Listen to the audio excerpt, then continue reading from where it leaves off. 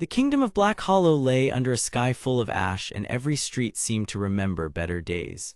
The stone towers were cracked, the gardens were gray, and the bells of the capital no longer rang for peace. They rang only when danger came near. Everyone in the city knew the same hard truth. Demon-forged relics had stolen the future, and if the curse spread any farther, the throne would fall forever. Kael stood at the broken gate of the royal keep and felt the weight of that truth in his chest. He was the last son of the fallen royal line, a quiet young man with black hair, steady eyes, and a face that looked older than his years. He wanted only one thing at first, which was to bring his kingdom back from ruin. That hope mattered because the people still needed a ruler who would fight for them, and because Kael knew his family had failed them. In the old chamber beneath the keep, his guardian, Lord Alden, placed a blade into Kael's hands. Alden was a stern man with gray hair, a broad coat, and tired eyes, and he had spent years hiding the truth. He told Kael that the blade was cursed, that it held a volatile spirit, and that no one could awaken its power unless the roar of a sealed beast shook the earth below the capital. That beast was locked deep under the city for a reason. Long ago, the old kings had used it as a source of fear and power, and when greed grew too strong, the kingdom had sealed it away. Now the relic lords wanted to use the same power again, even if it tore the land apart.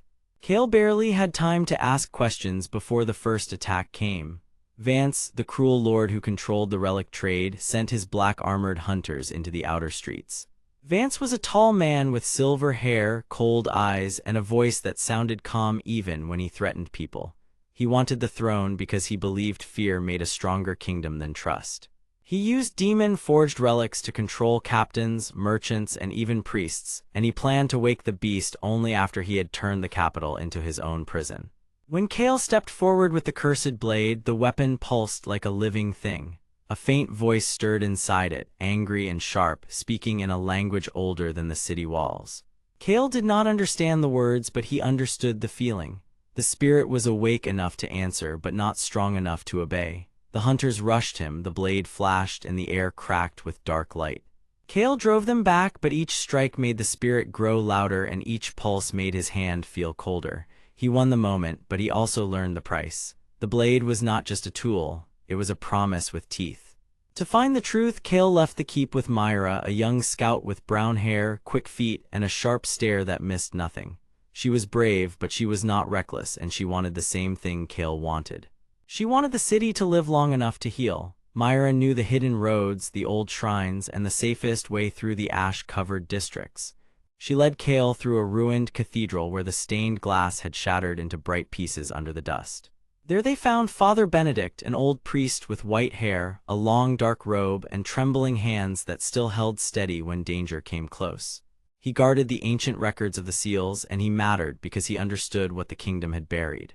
He told Kael the beast under the capital was not a monster made for slaughter. It was a guardian broken by the first kings, chained beneath the throne because its roar could wake the spirit inside Kael's blade. The spirit was bound to that roar by old blood magic, and if the beast ever woke fully, the blade would choose a master for better or worse. Father Benedict also revealed a terrible secret. Kael's father had not lost the throne by weakness alone. He had hidden the truth about the beast and the relics because he feared the royal court would use both to crush the people. That choice had saved lives for a time, but it had also allowed Vance to rise in the shadows. The truth changed everything, yet it also made the road harder. Kael was no longer chasing a simple revenge or a clean rescue. He was carrying a kingdom wound that had been growing for years. Vance had already taken the eastern wall, and his relic men were building a fortress near the old quarry. It was a terrible place, grown from bone and iron like a wound turned into a city. If Vance finished the fortress, he would control the path to the underground vault where the beast was sealed. So Kael gathered the few people still willing to fight. Myra came first. Then 2 city guards, Owen and Tess, joined them after seeing Kael use the cursed blade to save trapped families from collapsing streets. Owen was a broad man with dark hair and a broken shield, and he wanted justice for the soldiers Vance had corrupted. Tess was a younger woman with red hair, a steady bow, and a fierce glare, and she wanted to protect the children still hiding in the lower blocks. Together they moved across the city under smoke and red lantern light, while the spirit in the blade began to speak in clearer fragments. Kael started to hear feelings inside the weapon, not just words. rage, hunger, warning, pain. The spirit hated the seal below the capital, and it hated Vance even more. That was useful, but it also frightened Kael, because he could feel the blade enjoying battle a little too much. The assault on the ash-covered cathedral district became their first true trial. The relic hunters had turned the sacred halls into a maze of broken statues, burning candles, and dark symbols carved into the walls. Every step felt watched. Myra led the way through narrow side aisles while Owen held the rear and Tess covered the windows. Kael kept the cursed blade low until a relic priest tried to flood the hall with black smoke. The spirit inside the blade roared through him, and the weapon answered with a burst of blue-black light that split the smoke and shattered the priest's staff. The victory opened a passage, but it also made Kael lose control for one dangerous second. The blade tried to move on its own, pulling his arm toward enemies who were already retreating. Kael stopped it by sheer force, and the strain left his hand shaking. He realized then that the spirit was not waiting to save him. It was waiting to be fed strength, and the sealed beast below the city was the key to that strength. By the time they reached the bone and iron fortress, the sky had turned a deep red and the crimson eclipse had begun to rise. The light from the moon changed everything it touched. It made the iron walls look wet, and it made the shadows on the ground move in the wrong direction. Vance stood on the highest rampart with his relic officers, and he looked almost calm. He told Kael that the kingdom had always needed monsters to keep order, and that the throne was only a chair for the strongest liar. Then the eclipse deepened, and the first terrible change began. Some of Vance's soldiers lost their human shape and became twisted versions of themselves, driven wild by the relic energy in their armor. Even some of Kael's allies felt the pull, especially those who had touched relic fragments before. Owen fought the change with shaking hands. Tess tied cloth around her wrist where the curse had touched her skin. Myra pulled them forward without stopping because fear would have ended them faster than any blade. Kael understood at last why the old kings had sealed the beast. The beast was not only a threat, it was also a lock, and the eclipse was the key that could force that lock open. Deep in the fortress, Kael faced Vance at the gate to the undercity tunnels. The cursed blade grew hot in his grip, and the spirit inside it finally spoke in full words. It told Kael that it had once guarded the kingdom, but the kings had chained it when they feared losing control. It told him that the beast below the capital was not sleeping. It was listening, and it had been listening for a royal bloodline strong enough to hear the sword. That was the twist Kael had not expected. The spirit was not a simple enemy. It was a fallen guardian, bound and furious, and it wanted freedom as much as Kael wanted the throne. But freedom would not come without risk, because if Kael used the blade to awaken the beast fully, he might gain the power to break the curse or become the next prison for it. Vance smiled when he saw Kael hesitate, because he knew the choice had become real. He ordered his relic soldiers forward, and the fortress shook as the undergate began to open. Kael raised the blade, feeling the spirit surge through every nerve. He was afraid, but not frozen. He had started this journey wanting only to reclaim a stolen crown, yet now he understood the true task. The kingdom needed a ruler who would not use fear as a chain. It needed someone who could carry the curse without becoming cruel. Kael stepped toward the roaring tunnel below, with Myra at his side, the others holding the line behind him, and the crimson eclipse burning over the broken capital like a warning from the sky. The beast was waking, the spirit was ready, and the next choice would decide whether Black Hollow would rise again or whether Kael would be swallowed by the same darkness he had come to end. The tunnel mouth yawned open beneath the broken capital, and cold air rose from below like a warning breath. Above, the crimson eclipse hung over Black Hollow, and its red light spilled across shattered stone, bent banners, and cracked streets. Kael stood at the edge with his black hair damp with ash, his pale face tight with focus, and his steady gray eyes fixed on the dark below. He wore his dark royal coat, fitted leather armor, fingerless gloves, and a torn red sash that moved in the wind. Beside him, Myra kept her hood low, her brown hair tucked back, her alert eyes scanning every shadow, and her lean body ready to move in a single clean step. Behind them, Lord Alden held the upper line with a tired but noble face, silver hair, and old royal rings on his hands, while Owen, Tess, and Father Benedict guarded the broken stair behind them. They all knew the same truth now. If the beast below broke free, the capital would fall into panic, and if the curse found a cruel ruler, the whole kingdom would be chained by fear again. Kael had been chosen because he might carry the curse without letting it turn him cold, but that choice felt heavy now because the tunnel below did not feel empty. It felt awake. Kael took one step down and the floor trembled under his boots. The black blade in his hand answered at once, its faint blue lines brightening as a thin mist clung to the steel. He had carried the cursed weapon through streets of smoke and through halls of broken vows, but this was different. The blade was not only reacting to danger, it was reacting to something it knew. Myra noticed his grip tighten and she lowered her voice so only he could hear. She was a scout, a woman who had learned to survive by seeing small things before they became disasters, and she wanted the same thing Kael wanted now. She wanted the kingdom to live long enough to become honest. Lord Alden called down from above, his voice low and strained, and he made the warning plain for everyone. The underground vault held the sealed beast, but the seal also fed on anger, greed, and fear. Long ago, rulers had learned that the curse could awaken if handled with pride, and that was why the old kings had hidden the truth instead of sharing it. They feared the wrong man would use the beast as a tool. They had not feared the monster alone. They had feared what people would do with it. That was the real wound under Black Hollow, and Kael understood it now. The curse was not just a prison. It was a test.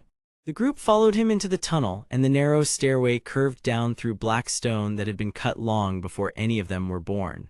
Father Benedict walked close behind, his white hair clean against his dark priest robe, his round glasses catching small flashes of red light. He was an elderly man with calm eyes, and he wanted truth more than comfort, because truth was the only thing that could end a cycle of lies. He had studied the old scrolls, and he had always said that fear made weak rulers into cruel ones. Owen came next, broad chest bruised under damaged guard armor, chipped shield in one hand, and dark gloves wrapped tight around the handle. He was a soldier by habit, rough and direct, and he wanted to protect the city because he had already seen too many people lose homes to the mistakes of the powerful. Tess followed with red hair pulled back, sharp eyes forward, fitted leather archer gear, and a quiver resting against her back. She did not speak much, but when she did, she cut through nonsense like an arrow through cloth. She wanted a future where people could walk without bowing to monsters or tyrants. As the team descended, the sound grew louder. It was not a roar of anger. It was a deep, strained pull, like a giant thing turning in sleep.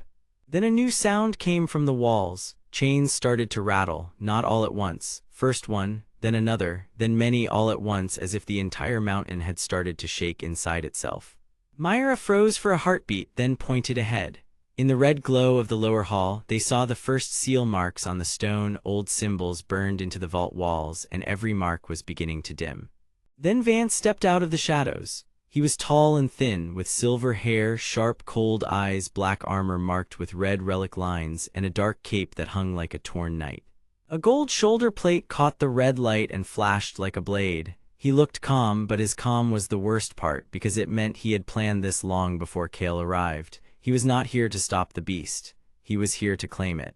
Vance spoke with the smooth voice of a man who had already chosen cruelty and found a way to call it order.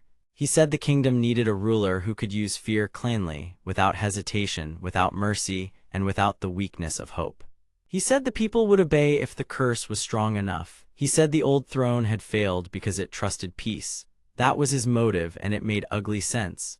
Vance believed pain made law and law made power, and power was the only thing that kept a kingdom from collapsing. He had watched the capital break under panic, and instead of learning compassion, he had learned control. He wanted the beast because he wanted a throne that could never be challenged. The truth struck Kael hard. The real battle was not against the beast alone. Vance meant to use the beast as a living chain around the whole land. The beast would not be the ruler, it would be the leash. Then the floor split with a violent shake, and a huge sealed door below them opened by itself. The chamber beneath was wide enough to swallow a palace hall. Pale bone arches rose out of the darkness, joined by black iron walls, jagged towers, and chained gates that crossed the room like giant bars.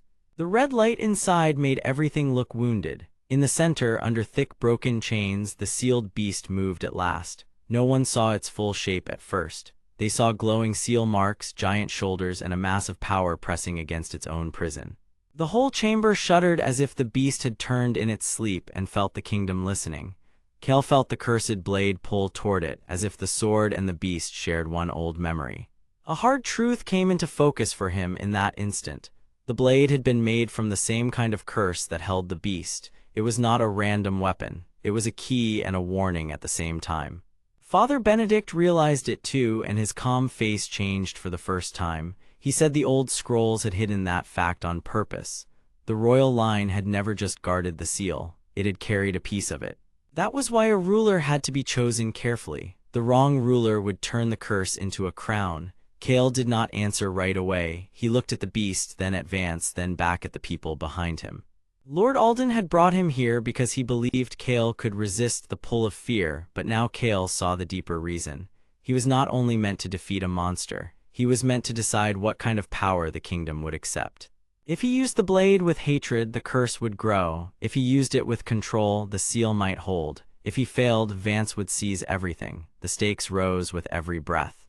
Vance raised his hand and the relic marks on his armor flared red. The chamber answered with a deep rumble, and the beast pushed against its chains with enough force to crack the floor. Owen braced behind his shield as dust fell around him, and Tess fired 2 quick arrows at the wall controls that held the lower gate, trying to slow Vance before he could finish his ritual. Myra moved fast across the broken stone, low and silent, and she cut down the first line of black relic supports with a short blade, forcing Vance to step back. Lord Alden shouted for everyone to keep the line, and his voice carried the weight of a man who had spent years carrying guilt for the secrets of the throne. Kael stepped forward alone, not because he wanted to be a hero, but because he finally understood that leadership was not about looking strong. It was about choosing what kind of pain no one else should carry alone. Vance tried to speak over the shaking chamber, telling Kael that mercy was weakness and that the kingdom would thank the man who ruled it through fear. Kael answered with a steady voice and said fear could force obedience, but it could never build trust. Then he drove the black blade into the stone seal line, not to break it, but to lock it. Blue light raced through the cracks, meeting the red glow of the broken chamber, and the 2 powers slammed against each other in a burst that threw everyone back. The beast roared in the dark, not free yet, not beaten yet, but pushed just enough to stall. The chamber began to collapse in layers of dust and stone, and Vance was forced to retreat into the deeper red shadows of the vault. He did not look afraid, he looked interested. That was worse. He had learned something too, and whatever he had learned, he had not shared it yet. When the shaking finally eased, Kael knelt on one knee with the cursed blade buried in the seal line and the mist around it fading slowly. Myra rushed to him first, her face tense with relief, and she gripped his shoulder to make sure he was still steady. Owen and Tess moved to the broken gate to guard the stair, while Father Benedict opened one of his scroll cases and checked the old marks on the wall with shaking hands. Lord Alden came closer, and for a long moment he looked less like a ruler and more like an old man who had carried one burden too many. He told Kael the final part of the truth. The eclipse was not only a sign in the sky. It was a timer. Under the red light, the beast and the curse would grow stronger until the next night if the seal remained damaged. That meant they had only a short time to repair what had been broken, and Vance would surely return before then with a larger plan. Kael looked up at the black blade in the stone, at the red chamber around him, and at the tired faces of the people who had trusted him to choose better than fear. Then he understood that he had changed. He had entered the tunnel expecting to fight a monster. Now he knew he was fighting the part of himself that wanted simple answers. He could feel the curse inside the blade, cold and sharp, but he no longer saw it as a chain alone. It was also a burden that could protect others if held with care. Above them, the crimson eclipse still burned. Below them, the beast still breathed. And somewhere in the dark vault beyond the broken gate, Vance was already planning the next move, while Kael stood up with new resolve, knowing that the next choice would not be about strength alone, but about whether he could keep his heart clean long enough to save the kingdom from the fear that waited to rule it. The air under the capital felt cold and old, like it had been waiting for this night for years. The broken vault below the city opened into a wide chamber of pale stone, black iron, and carved seal marks that still glowed with a weak red light. Above it all, the crimson eclipse pressed down on the kingdom like a shut eye that would not open. The people above could not see the chamber, but they could feel the danger in the shaking floors, the flicker of cursed relic energy, and the fear that spread through every street. Kael stood in the middle of that hidden place with the cursed black blade in his hand, and for the first time he did not look at it as a chain that bound him alone. He saw that it could also guard the people who could not guard themselves. Lord Alden, a gray-haired man with a strong build and a tired but noble face, watched him with careful eyes, because Alden wanted the kingdom saved without losing its soul. Myra, a woman with brown hair under a dark hood, kept close to the broken gate, ready to scout any move Vance made. Father Benedict, an elderly man with white hair, calm eyes, and round glasses, stayed near the seal marks and studied them like a priest who understood old warnings. Owen, a broad soldier with dark hair and damaged guard armor, held his chipped shield low and looked ready to take the first hit. Tess, a woman with red hair and sharp eyes, stood beside a broken pillar with her bow ready, because she trusted aim and timing when fear made others shake. All of them had one clear problem now. Vance, the silver-haired man in black armor with red relic markings, wanted the beast below the capital to wake fully, because he believed the kingdom could only be ruled through fear, order, and controlled power. If he could twist the eclipse energy and the beast energy together, he could force the crown, the soldiers, and the people to obey him. If he won, the kingdom would not just fall into chaos. It would become a place where fear sat on the throne. Kael listened as Father Benedict explained the old truth in a steady voice. The beast below was not only a monster, it was also a seal lock, a living prison for the buried curse that fed the old kingdom wars. Long ago, the rulers had chained the beast beneath the city because its power could protect the land, but only if the seal stayed whole and the heart of the holder stayed clean. That was why the cursed blade mattered so much. It did not simply cut or strike, it answered the spirit of the one who carried it. If the wielder gave in to rage, the blade would grow cruel and wild. If the wielder chose restraint, the blade could guide power into a shield rather than a wound. Kael tightened his grip and felt the cold pulse in the blade answer his hand. He remembered the pressure of the past, the shame of being used, and the fear that he might become just another weapon in someone else's form of control. But now he understood the harder truth. His struggle was not only against Vance, it was also against the part of himself that wanted to solve everything with force. Lord Alden saw that change happen in Kael's face, and that quiet change gave him hope. Alden had lost too much to selfish rulers, and he knew that a strong sword meant little if the person holding it could not be trusted. Myra moved back through a side passage and returned with a fast report. Vance had not left the vault. He was drawing relic energy into the lower chambers, and he had already sent dark guards through the iron halls to close the exits. Tess cursed under her breath, Owen shifted his shield, and Father Benedict lowered his eyes in worry, because every path now seemed to lead deeper into danger.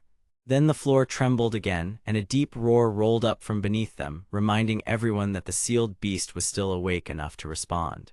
Vance stepped into view through the broken gate with cold calm, as if he had all the time in the world. His silver hair caught the red light, and the gold plate on his shoulder flashed like a warning sign. He looked at Kael first, not with anger, but with the steady interest of a man studying a useful tool. Vance wanted Kael to break, because broken people were easier to command. He wanted the cursed blade to feed on Kael's fear so that the boy would either hand it over or lose control and ruin himself. That was the real motive behind his cruelty. Vance did not simply want power. He wanted a world where no one could resist him again, because he believed mercy had made kingdoms weak and made rulers easy to betray. He spoke to Kael in a low voice and said that the kingdom was already afraid, so it would be kinder to shape that fear than to fight it.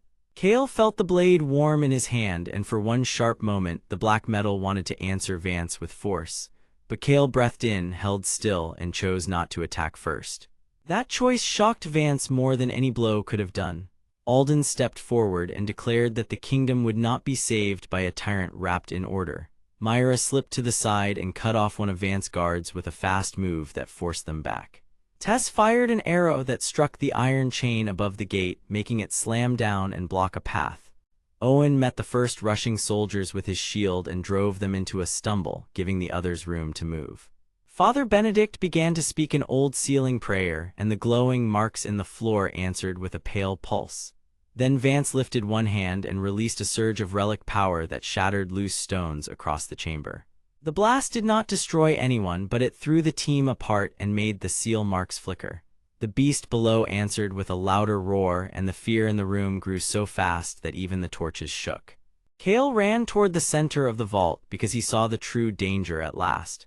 Vance had not only wanted to win the chamber, he wanted to force the seal open just enough to make the beast stir, then use the panic to claim the kingdom as its only protector. That was the twist hidden under his plan. The beast itself was not the first enemy. Fear was. Vance wanted everyone to believe that only his iron rule could hold back the monster below, and he was willing to wake the thing he feared most in order to prove his lie. Kael reached the glowing seal circle and planted his boots hard against the shaking floor. The cursed blade hummed in his hand, blue lines lighting up against the black metal, and the mist around it curled like a living breath. He understood then that the blade would not obey selfish anger, it would only answer a clear purpose. So he did the hardest thing of all. He stopped chasing victory and he started protecting people. He held the blade low and steady, not as a threat, but as a guide. Father Benedict shouted the final words of the sealing prayer, and Lord Alden joined him, using the royal rings on his hand to match the old pattern of the seal. Myra and Tess worked together to keep Vance back, with Myra forcing him to turn and Tess cutting off every opening he tried to use. Owen stood at the front and kept the chamber from collapsing in on the others, even as the ground cracked and the red light flashed across his shield. Kael felt the blade respond to his calm, and the blue glow lines spread brighter through the dark steel. He pressed the tip to the seal circle, and a wave of clean force moved outward. The beast below did not vanish, and Vance did not fall. Instead, the seal tightened, the chamber steadied, and the roaring tremor dropped into a deep, angry rumble. Vance took one step back, surprised for the first time, because Kael had done what he could not predict. He had used power without surrendering to it, yet the victory was not complete. The broken gate still stood open, the eclipse still burned above, and Vance still held enough relic power to retreat and strike again. As the chamber settled, Kael lifted his eyes and saw a new thing on the far wall, a hidden stone panel marked with the same seal pattern, but with one part missing. Father Benedict stared at it and whispered that the missing piece was not lost. It had been removed on purpose long ago, and it was meant to be found by someone brave enough to finish the old work. That meant the next path was clear, but also far more dangerous than before. Kael tightened his grip on the blade, looked to his allies, and understood that this war was now bigger than one vault and one villain. It was a test of the whole kingdom, and the next step would lead them deeper into the dark where the real answer was still waiting. The air below the capital felt cold and old, like it had been trapped for many years. Narrow stone halls stretched ahead of Kael and his allies, lit by weak blue lamps that shook in the wind of hidden cracks. Far above them, the crimson eclipse turned the sky into a red wound, and that dark light seemed to crawl through every stone in the kingdom. The missing piece was not gone at all, and that truth changed everything. It had been removed on purpose long ago, not stolen by accident, but hidden by hands that wanted a brave person to finish the old work. Kael, a young man with black hair, pale skin, and steady gray eyes, stood in the center of the group with the cursed black blade in his hand, and he felt the blade pulse once, as if it knew the road ahead. Lord Alden, a man with gray hair, a strong build, and a tired but noble face, watched the tunnel with deep worry, because he knew the seal below the kingdom had been failing for years. Myra, a woman with brown hair, alert eyes, and a lean athletic build, checked the corners with quick scout steps because she trusted danger more than silence. Father Benedict, an elderly man with white hair, kind eyes, and a calm face, held his scroll cases close and murmured a prayer, because he understood the old records better than anyone alive. Owen, a broad man with dark hair and a rough soldier look, kept his chipped shield raised, while Tess, a woman with red hair, sharp eyes, and a determined expression, watched the rear with her bow ready. They all understood the same terrible fact now. If they failed, the sealed force under the capital would break loose and the kingdom would be overwhelmed before sunrise. Lord Alden did not hide the truth any longer because time had become too short for secrets. Long ago, when the kingdom was young and proud, the rulers found a gigantic force sleeping below the capital, held down by ancient chains and seal marks that glowed whenever evil relic energy grew too strong. They built the bone and iron fortress above the deepest chambers, not as a prison for people, but as a shield for the land. The fortress used pale bone arches, black iron walls, and chained gates to keep the hidden thing quiet. But the seal needed a keeper, and the old keepers knew that one day the seal would weaken under a blood-red eclipse. That was why the missing piece had been removed on purpose. It was not broken. It was meant to be carried through danger and returned only by someone who could resist greed, fear, and the call of power. Father Benedict explained that the old keepers believed the cursed blade was not made to destroy the seal, but to wake the right person to the truth. Kael listened in silence as the blade grew warm in his grip, and then he asked the question that everyone else feared. Why was Vance hunting them so hard? Lord Alden answered with a heavy face. Vance, a man with silver hair, sharp, cold eyes, and a tall, thin frame, wanted the power below the kingdom for himself. He believed the seal had been a mistake, not a mercy. He thought the sealed beast could be controlled and used as a weapon to remake the realm under his rule. That was his motive, and it made him more dangerous than a simple thief. He did not seek chaos for fun. He sought order through force, and that kind of belief could ruin a whole nation. The first tremor hit before they could move on. Stone dust drifted from the ceiling and the weak lamps flickered hard. Myra pointed forward where a black corridor opened into a round chamber lined with old seal marks. In the center stood a broken pedestal, and above it hung a narrow ring of iron that had once held the missing piece. Kael stepped close, and the cursed blade lit with faint blue lines while a thin mist clung to its edge. Then the chamber answered with a low roar from deep below, so strong that Owen nearly lost his footing. Father Benedict opened one of his scrolls and found the old warning written by a keeper who had known fear well. The seal did not simply hold a beast, it held a mind that listened. If the wrong heart entered the chamber, the buried force would wake in anger and draw cursed relic energy straight into itself. That was why the kingdom had suffered strange outbreaks every time the eclipse returned. The hidden beast was not fully asleep. It was hearing the world above. Tess looked at the seal marks, then at Kael, and said the next path had to be the only safe one left. They had to reach the lower chamber before Vance did, or the sealed force would be twisted by his will. Kael nodded, but he also saw something none of the others noticed at first. One of the seal marks had been cut and replaced, and the cut was fresh. Someone had already come this way. Myra found boot prints in the dust, narrow and exact. Vance was close. He was not only hunting the group. He was guiding them into the heart of the fortress, because he wanted them to open the path for him. They moved deeper into the bone and iron fortress, and every step felt like a challenge from the old kingdom itself. The halls narrowed into sharp turns, then opened into a vast stairwell where broken bones had been set into the walls like old trophies. Red light leaked through cracks in the iron, painting the steps in a harsh glow. Owen used his shield to block falling stone pieces, while Tess shot a rope line across a gap so the others could cross fast.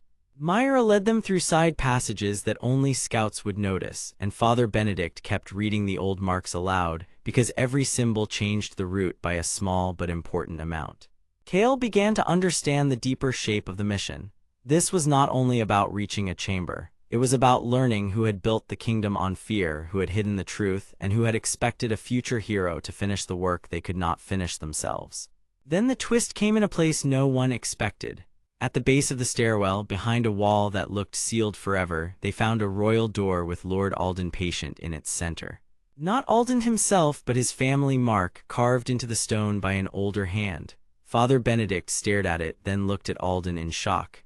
The old keeper records showed that Alden was not just a king with old blood. He was the last living heir of the original seal keepers. He had spent his life protecting the throne because his family had once sworn to guard what slept below it. Alden bowed his head, and the weight of that truth showed on his face. He had not told them because he feared the kingdom would turn against him if it learned that the royal line had helped hide the beast for generations. Kael saw the pain in him, and for the first time he understood that Alden was carrying duty, shame, and hope all at once. That change mattered because it meant the old lie was not only Vance against the kingdom, it was a kingdom against its own memory. The door opened on its own as the crimson light above grew stronger, and the group stepped into a chamber so wide that their voices sounded small. Ancient chains hung from the ceiling and sank into the floor, disappearing into a deep black pit at the center. Seal marks glowed around the pit in slow circles, and the whole room trembled with the low breath of something huge below. Kael held the cursed blade higher, and the blue glow lines answered the red light with a cold, steady pulse. Then Vance appeared on the far side of the chamber, his black armor marked in red relic signs, his dark cape moving like smoke, and his gold shoulder plate catching the light with cruel brightness. He was calm, and that calm made him worse. He told them he had followed the truth longer than they had, and that he had watched weak rulers bury fear under ceremony for too many years. He said the sealed beast was a source of power that could protect the realm if guided by a strong hand. He did not want to destroy the kingdom. He wanted to force it into a shape he could control, and he believed mercy only created weakness. That was his final motive, clear and sharp. Kael answered him by stepping forward, not with anger alone but with a new understanding. Power without trust would only make another prison. The cursed blade began to shake, and the missing piece they had recovered in the chamber lifted from Kael's belt pouch as if drawn by the seal. Father Benedict shouted that the seal was reacting to the reunion of the parts, and Myra realized the real danger at once. If Vance pushed now, the chamber would open in a violent surge, and the beast below would hear every broken promise at once. Tess raised her bow. Owen set his shield. Alden took his place beside Kael, no longer hiding behind his crown. And just as Vance spread his hand to force the relic energy forward, the floor cracked open in a long, bright line, and a roaring wave of heat and shadow rose from the depths, pushing all of them back toward the edge of the chamber. Kael did not fall. He planted his feet, tightened both hands around the cursed blade, and felt the whole chamber pull on him like a living thing. The red light of the eclipse above and the blue lines of the blade below crossed in front of his face, and in that moment he understood the old work at last. The missing piece was never meant to unlock the beast. It was meant to complete a promise, one that demanded a living choice, not blind power. He looked at Alden, Myra, Father Benedict, Owen, and Tess, and he saw that each of them had come here for a different reason, yet all of them had chosen the same hard road. Alden wanted to protect his people. Myra wanted truth that could be trusted. Benedict wanted the old warning honored. Owen wanted his city to stand again. Tess wanted a world where courage still mattered. Kael wanted to stop the blade from controlling him, but now he wanted something larger. He wanted to decide who he would become when the dark asked for his fear. Vance tried one last time to force the seal open, but the chamber answered by slamming a wall of chained force between him and the pit. The villain stumbled back, shocked for the first time, and the others saw that his strength had limits after all. Kael raised the blade toward the broken seal marks, and the chamber lights flared in response, as if recognizing a new keeper. The hidden beast below roared again, but this time the sound was not only rage, it was warning, it was waiting. And somewhere under the kingdom, deeper than any of them had yet traveled, another path began to open in the dark. The chamber beneath the capital stayed alive with a harsh red glow, and the air felt heavy enough to press on every shoulder. The broken seal marks on the floor still burned with thin silver light, while the black walls around them shook in slow waves from the beast below. Kael stood at the edge of the chamber, his black hair damp with sweat, his pale face tense, and his steady gray eyes fixed on the opening path that had begun to split open in the darkness. He wore his dark royal coat, fitted leather armor, fingerless gloves, and the torn red sash that had not stopped moving since the first tremor. In his hands, the cursed black blade gave off faint blue lines and a thin mist, as if it was breathing with him. Lord Alden, with his gray hair, strong frame, tired noble face, and old royal rings, stood near the back with Myra, Owen, Tess, and Father Benedict. They had all come this far because the kingdom itself was shaking apart, and because if the hidden beast broke free, the capital above would fall into fear and ruin. Vance, with his silver hair, sharp cold eyes, tall thin frame, black armor, dark cape, and gold shoulder plate, had been pushed back by Kael only moments before, and now he watched with a face that had lost its calm. He wanted the beast because he believed its ancient power could make him untouchable, and he believed the broken seal was not a prison, but a weapon he could claim. That was the heart of the danger, and everyone in the chamber knew it. If Vance reached the source first, he could turn the entire kingdom into a tool for his ambition. Kael lowered the blade for one careful breath, then lifted it again toward the broken seal marks. The chamber lights answered at once, flaring brighter around him, and the pale lines on the floor joined together like a map that had been waiting for his hand. Father Benedict stepped closer with slow, careful feet, his white hair neat under the dim glow, his round glasses catching the red light, and his calm face showing rare concern.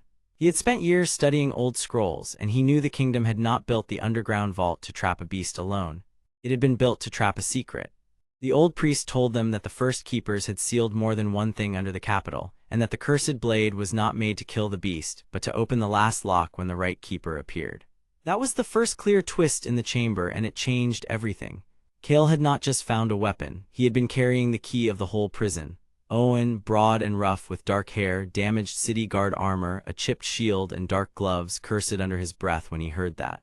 He had been trying to protect the city for years, but now he saw that the danger had been hidden under his own feet the whole time. Myra, lean and quick, with brown hair under her dark hood, alert eyes, and a travel cloak stained with ash, looked down the opening path and studied every crack. She wanted the truth more than comfort, and she was already sure the new tunnel was no accident. Tess, with red hair, sharp eyes, fitted leather archer gear, a short cloak and a quiver on her back, kept her bow ready and watched Vance instead of the dark passage. She knew the real threat was not only below them, it was also the man who would betray anyone to reach power first. Then the beast roared again and the sound rolled through the chamber in a deep wave. This time it was not only rage, it was warning. The sound carried a pattern, almost like a message that the oldest parts of the stone could understand. Myra felt it first because her scout training had taught her to notice rhythm in danger, and she turned toward the open crack in the floor with a sharp look. The path below was moving, slowly widening as black dust slipped away from its edges. A hidden stairway, cut from old stone and lined with half-faded seal marks, began to reveal itself under the broken chamber. The group froze when they saw it because the tunnel did not lead down to a prison cell or a beast cage. It led farther under the kingdom, deeper than any record Father Benedict had ever read. He found one line in his scroll case with shaking hands and whispered that the first keepers had named this place the Underway of Echoes, a buried road meant to carry a chosen keeper to the true heart of the seal. The priest explained the danger with plain fear in his voice. Long ago, the kingdom tried to bury a force that could bend the will of whole armies if released in full. The beast was chained as the living lock, and the blade was forged to wake the seal when the bloodline of the keepers returned. If the wrong person reached the heart chamber, the force below would not just escape, it would answer to them. That was why Vance had hunted the relics, why he had pushed the capital into panic, and why he had tried to force Kael into the pit. He had believed fear would break Kael before the blade could awaken. He had been wrong. Vance recovered from his shock with a thin smile that looked cruel in the red light. He did not hide his motive now because the chamber had stripped away his patience. He told them that kingdoms were always ruled by whoever controlled the secret no one else dared to touch. He wanted the beast because he believed its power would let him command the court, the army, and every noble house that had ignored him. He also believed the old seal hid a second relic, one that could force obedience through the blood tied to the prison. That made him even more dangerous because he was not chasing chaos for its own sake. He was chasing order that only he could control. He drew himself upright, spread his arms, and sent a dark pulse through the broken seal marks. The chamber shook hard, the hanging chains rattled, and the pale stone at the edge of the new stairway cracked open farther. Owen raised his chipped shield in front of Lord Alden, while Tess stepped to the side and aimed at Vance without releasing a shot. Myra moved close to Kael, not because she thought he could be saved by force, but because she believed he needed someone to keep him steady while the truth hit him. Kael looked down at the blade, and for the first time the blue glow along its edge matched the silver light in the seal. He understood that the sword had not chosen him because he was the strongest. It had chosen him because he was the one willing to hear the warning. The passage below opened wider and a colder wind rose from the stairway. It carried dust, old iron, and something deeper, like a long-closed room finally remembering the air. Kael stepped toward the first stair, but Lord Alden lifted a hand and stopped him for one beat. The tired noble man did not speak as a ruler now. He spoke as a guardian who had kept a hard truth hidden for too long. He told Kael that the royal line had failed the people when the seal was first made, because the keepers had hidden the truth to protect the throne instead of the kingdom. That was why the chambers were buried under the capital instead of guarded in open honor. That was why the seal marks had been broken only when the bloodline and the blade came together again. Alden admitted his own shame in that choice, and his voice carried the weight of years. Kael listened, and something inside him changed. He had come into this place wanting answers about the blade and about his own place in the world. Now he saw that being chosen did not mean being praised. It meant carrying a burden that others had hidden and choosing to face it anyway. That change showed in the way he held his shoulders, in the way his grip steadied on the cursed blade, and in the way his gray eyes no longer flicked toward Vance for approval or fear. Vance noticed that change too, and his expression darkened. He understood that Kael was becoming the kind of keeper who could not be controlled. Then the hidden beast gave one more roar, but this one sounded lower, almost like a command. The chamber lights flashed, the open stairway glowed with a dull silver line, and the stone floor under Kael shifted as if making room for him. A narrow bridge of broken rock extended over a black drop beyond the first stairs, and all of them saw that the tunnel below was only the start of a much larger underworld path. Something waited deeper inside, and the beast was not only trapped there, it was guarding that deeper thing from the wrong hands. Myra saw it at once, and she whispered that the beast was warning them to hurry, not to flee. Father Benedict agreed because the old records spoke of a second chamber called the Heart Lock, where the first keepers bound the source of the kingdom curse. If that heart lock failed, the whole capital could be swallowed by the seal energy rising under it. That was the new stake, and it made the next step far more serious than the last. Vance sensed the same truth, and his ambition hardened into urgency. He could no longer waste time trying to break Kael in the open chamber. He needed the path below, the hidden heart, and whatever power waited there. He lunged forward, forcing the dark cape behind him, and the others rushed to block him. Owen drove his shield up, Tess snapped an arrow across his path, and Myra darted to cut off his side. Kael did not attack in anger. He raised the cursed blade, and the blue glow cut across the red chamber light like a cold line of promise. For one clear moment, the blade and the seal and the beast all answered together. Kael took the first step onto the opening bridge, not because he was fearless, but because he finally understood what the chamber wanted from him. He had to go down, face the truth below, and decide whether the kingdom would keep hiding or finally heal. Behind him, Vance still fought to reach the path first, and ahead of him, the darkness opened wider, waiting for the next move. The journey was far from over, and the deepest part of the kingdom had just begun to wake. The bridge opened with a low stone groan, and cold air rose from below. Kael stood at the edge with his black hair falling over his steady gray eyes, and the torn red sash at his side moved in the draft like a warning. The chamber around him was vast and broken, built under the capital long ago by hands that feared what they had trapped. Old seal marks covered the floor, and the underway of echoes stretched forward like a scar through the dark. This was not just a secret path. It was the last hidden road to the prison beneath the kingdom, and if the seals failed, the whole city would feel the force of what slept under it. Kael did not step forward because he felt brave. He stepped because he finally understood the cost of turning back. Behind him, Vance struggled toward the same opening bridge, his silver hair sharp in the red light, his cold eyes locked on the path ahead. Vance wanted the power below because he believed strength should belong to the one willing to take it. That made him dangerous because he did not fear the damage he might cause. He only feared being left behind. Lord Alden watched from the broken stair above, his gray hair tied back and his tired, noble face set with grim resolve. He had spent years carrying the shame of the hidden prison, and now that shame had become a burden he could no longer hide. Myra stood near him in her dark, hooded scout outfit, brown hair tucked beneath her hood, her alert eyes tracking every shift in the chamber. She wanted the group to survive the descent because she understood that one mistake below could turn into disaster above. Father Benedict rested one hand on a stone rail, his white hair and calm face steady even in the shaking dark. His round glasses caught the red glow as he murmured that the old writings had warned of this chamber long before anyone else was born. He had studied the seals for most of his life, and he mattered now because he alone knew why the chamber was waking. Owen, with his dark hair, damaged guard armor, and chipped shield, stood ready beside Tess, the red-haired archer with sharp eyes and a quiver at her back.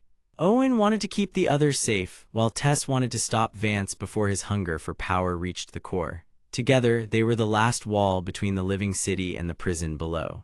Kael placed one boot on the bridge, and the black blade in his hand answered with a thin blue glow. The sword was not calm, and it was never honest, yet it seemed to guide him now with a low chill that ran through his arm. He looked back once, not for permission, but for truth. Lord Alden gave a small nod, and that single motion carried more trust than any speech could. Then the ground far below gave a deep rumble, and dust fell from the arch above them in a fine gray cloud. Every person in the chamber froze. Father Benedict lifted his chin and said the seal was under pressure, which meant the beast beneath the capital was not asleep anymore. It was stirring, pressing against its chains, and each tremor meant the old bindings were losing their grip. That changed everything. If the beast broke free, the city would not just lose a hidden enemy. It would lose the peace built over generations of lies. Kael felt the meaning of the moment settle in his chest. The kingdom had buried fear for too long, and now the fear was rising with a voice of its own. Vance did not wait for fear to slow him. He lunged onto the bridge from the side path, one hand reaching for a rail, the other already lifting as if he could command the stones themselves. Red markings on his black armor pulsed in the crimson light, and his gold shoulder plate flashed like a blade. He shouted that Kael was wasting time, that the kingdom needed a ruler who would seize the truth before it vanished. But the bridge was narrower than it looked, and the moment Vance pushed too hard, the stone panels shifted under him. Myra called out a warning. Owen slammed his chipped shield into the bridge edge to keep it from slipping wider. Tess sent an arrow into the hanging chain beside Vance, not to wound him, but to force him to change direction. The chain rang, sparks jumped, and Vance stumbled back with a fierce glare. He was not beaten, only delayed, and that made him more dangerous than before. Lord Alden saw it clearly. Vance did not want a fair answer below. He wanted a crown made from control, and he would break anything that stood in his way. Kael kept moving. The bridge carried him down into a lower chamber where the air turned colder and the walls grew wider. The bone and iron fortress rose ahead like a nightmare made solid, with pale arching ribs and black iron walls sunk into the earth. Chain gates hung open there, not fully broken but strained as if some giant hand had already tested them from the other side. The sight made the truth harder to ignore. This was not a forgotten ruin. This was a prison built by people who knew the kingdom could not survive open war with what lay below. Father Benedict came down after Kael, careful and slow, and he finally spoke the part of the story he had kept hidden. Long ago, the first rulers had found the sealed beast beneath the capital and had learned that its strength could be drawn into relics during moments of great sky darkening. That was why the crimson eclipse mattered. When the red eclipse filled the sky, cursed power grew stronger, seal marks weakened, and old bloodlines became easier to wake. The rulers had not only hidden the beast. They had used its fear to guard their own power, and that was the true wound in the kingdom.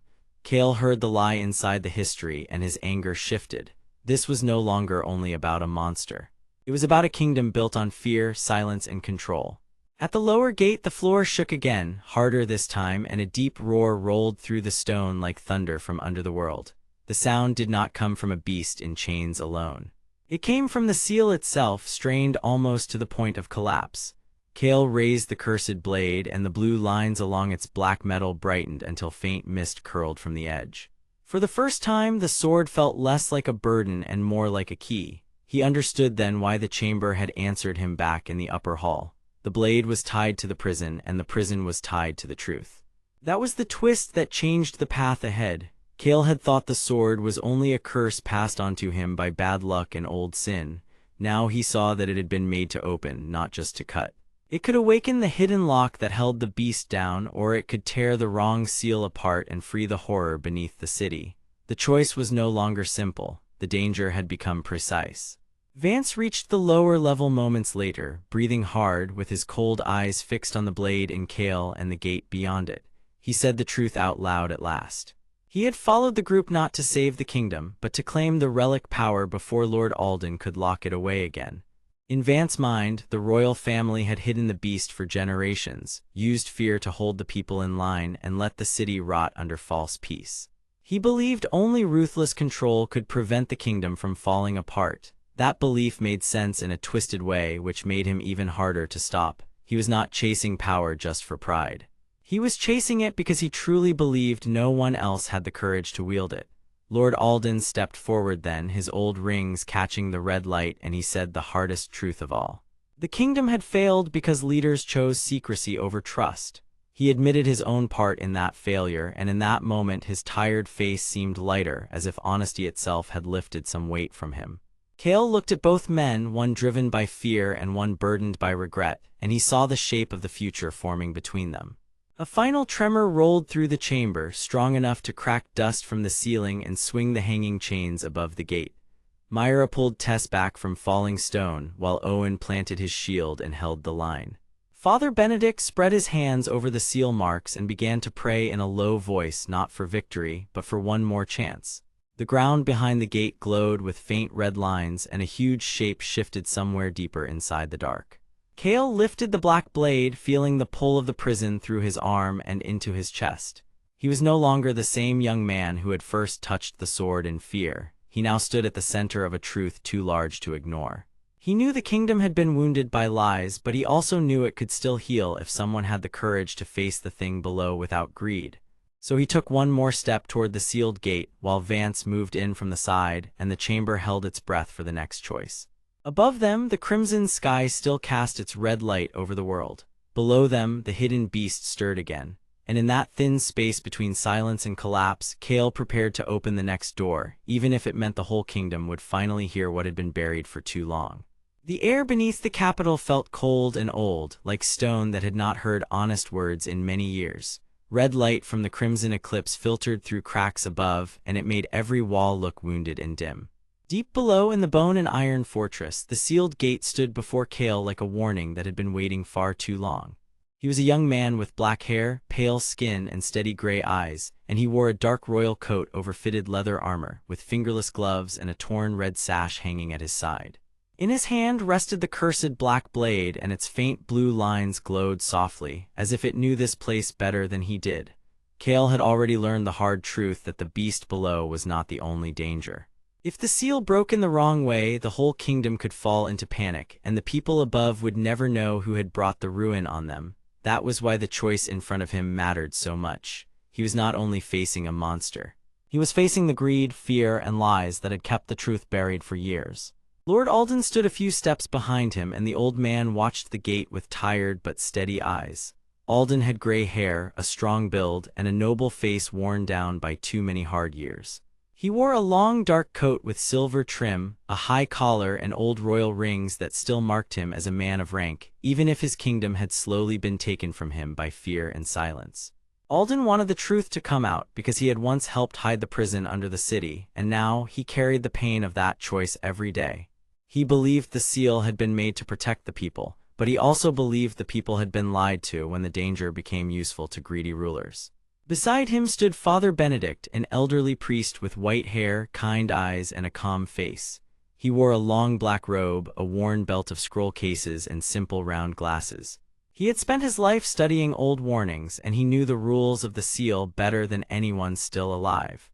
He had told the others that the hidden beast could be calmed only by courage without greed, because the ancient prison responded to intent as much as force.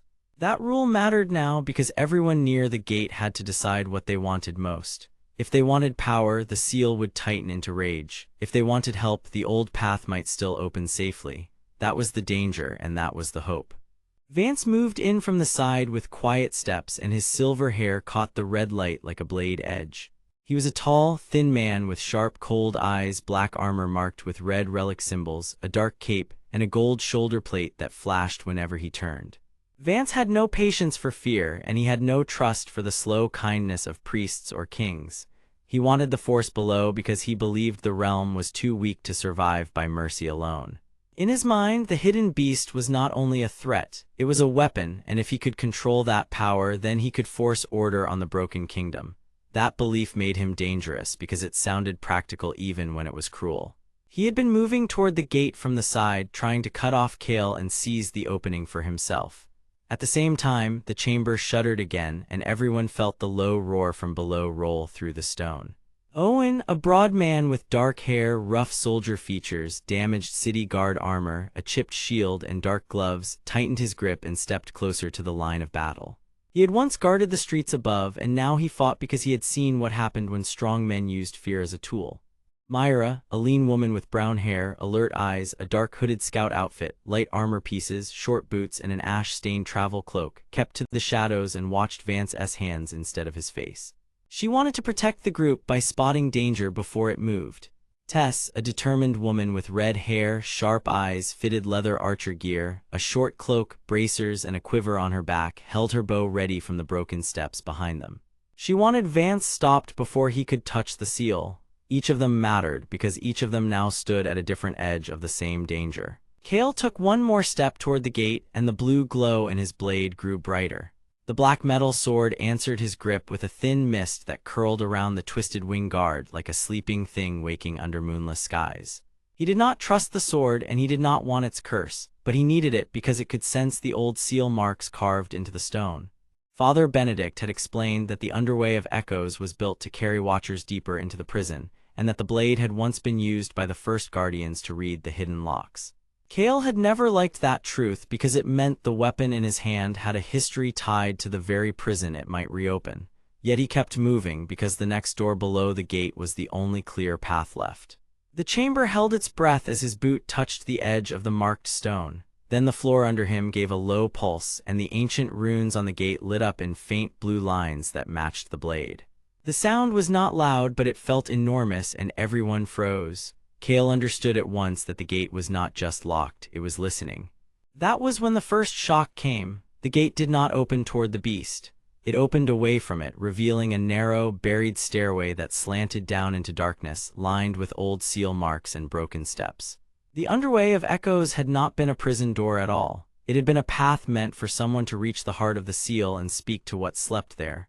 Father Benedict looked shaken because he had believed the old texts, but even he had never seen the hidden stair revealed so clearly. Alden stared into the opening with grim understanding, and he realized the rulers of the past had not only trapped something below, they had also built a way to talk to it, in case it ever had to be calmed again. That was the twist that changed the shape of the night. The beast was not simply a monster sealed by force. It was part of an older pact, and the kingdom had lost the truth of that pact when greed took control. Vance saw the same opening and smiled in a thin, hard way. To him, this was proof that power had been waiting for a worthy hand. He stepped forward fast, trying to reach the stair before anyone else, but Myra sprang from cover and cut across his path. Her face stayed calm, but her eyes were sharp with warning. Owen raised his shield to block the side lane, and Tess fired an arrow that struck stone near Vance and forced him to halt. None of them wanted a needless clash, yet every move now carried the risk of collapse. The deep roar rose again from below, and this time it came with a heavy chain sound, slow and massive, like something large turning in its sleep. Dust drifted from the ceiling. Red light flickered. The seal marks around the stairway flashed once, then dimmed, as if the prison itself had heard the argument above it. Kael felt the cursed blade grow warm, and in that moment he understood the simple truth hidden inside Father Benedict's words. The seal did not ask for strength alone, it asked for the right heart. Kael looked at Alden, then at Myra, Owen, Tess, and even Vance, and he saw how each of them had been shaped by the same broken kingdom. Alden wanted to confess the past, Myra wanted to keep the group alive, Owen wanted to protect the helpless, Tess wanted the danger stopped before it reached the streets, Vance wanted control because he feared weakness more than ruin. Kael also felt that fear inside himself because he had spent too long thinking a cursed blade made him useful. Now he saw that usefulness was not enough. He had to choose what kind of man would carry the truth downward. Kael lowered the blade a little, and his voice stayed steady as he spoke to the others. He said that the kingdom would not survive if they kept reaching for power in the dark. He said the beast below had been buried because someone once feared what greed would do to it, and that fear had turned into a lie that ruled the capital for generations. Alden closed his eyes for one brief moment because the words matched the shame he had carried for years. Father Benedict nodded because the old records had always hinted at the same thing. Then Kael stepped onto the first broken stair of the underway of echoes, and the blue light from the blade flowed across the walls in thin lines. The stairway answered with a deep hum, and somewhere far below, the sealed beast stirred again. Vance tried to follow, but the floor between them flashed with a barrier of ancient light, forcing him back half a step. His eyes narrowed, and for the first time he looked less certain. That small moment mattered because it showed he could be stopped, but it also showed he would not give up easily. Above them, the crimson sky still burned through the cracks in the fortress roof, and below them, the hidden prison waited with its final secret still locked away.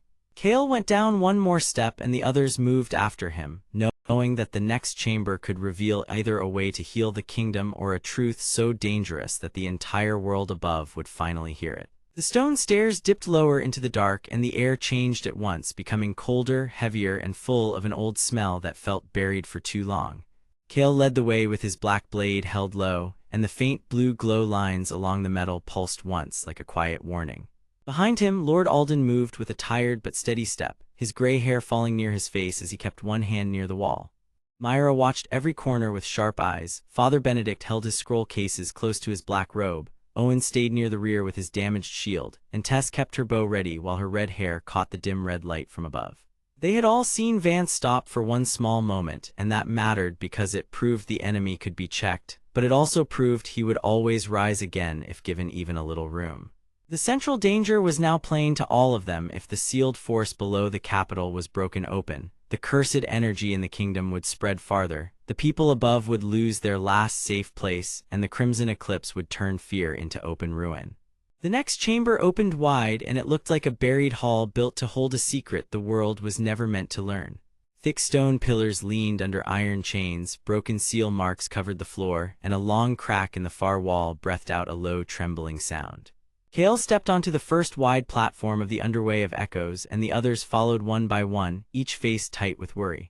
At the center of the chamber stood an old stone gate, and on that gate were carved the same symbols they had seen on the fortress walls, only deeper and older, as if the prison had been built first and the fortress later. Father Benedict, who had studied holy records for most of his long life, touched one of the symbols and finally spoke the truth he had feared. Long ago, the royal court had not only sealed a beast beneath the capital, but had also built the bone and iron fortress above it to hide the seal from the people. The beast had never been random. It had been drawn from cursed relic energy by royal hands, then chained beneath the city because the rulers thought they could control its power. But when the crimson eclipse returned, the old seal began to weaken, and Vance saw a chance to use the beast as a weapon that could remake the kingdom under his rule. That was why he hunted them, that was why he lied, and that was why he wanted the hidden prison opened before anyone else could stop him. Kael heard that and felt a cold weight settle in his chest because the truth made the whole fight larger than he had first believed. He had thought he was chasing a way to heal a curse, but now he understood that the curse itself had been fed by greed from the beginning. Lord Alden looked at the carved gate and lowered his head, because the old royal rings on his hands suddenly felt like a burden instead of a symbol. He admitted that his family had known pieces of the truth and had stayed silent too long, because they feared panic, shame, and collapse in the streets above. Myra stepped closer to Kael and said the kingdom could not survive another lie, not if people were asked to trust a broken crown again. Then Owen, rough and blunt but honest, said the guards had been sent to protect the capital, not to guard secrets for proud men. Tess nodded once and added that every hidden thing in this place had one purpose: to keep the world from seeing what powerful people had done. Their words mattered because they changed the mood inside the chamber. This was no longer only a rescue, it was a reckoning, and every person there knew it. Kael moved toward the gate, and the cursed black blade in his hands grew warmer, as if it recognized the old seal marks. The blue lines brightened, and a thin mist clung to the edge while the twisted wing guard shivered with soft force. The gate did not open, but it did answer, and a narrow line of light spread across the carved symbols. Father Benedict hurried forward, opened one of his scroll cases, and read from a worn page that described a seal key made from two things: royal blood spoken in truth, and a blade touched by the prison itself. The room went silent at that, because the blade of Kael had not simply been found in the fortress. It had once been part of the prison lock. That was the first full twist, and it changed everything. Kael was not only carrying a cursed weapon, he was carrying the missing piece of the old prison, and the blade had chosen him because it had once been made to answer to the seal. This meant the weapon could either close the prison forever or break it wide open, depending on the will of the one who held it.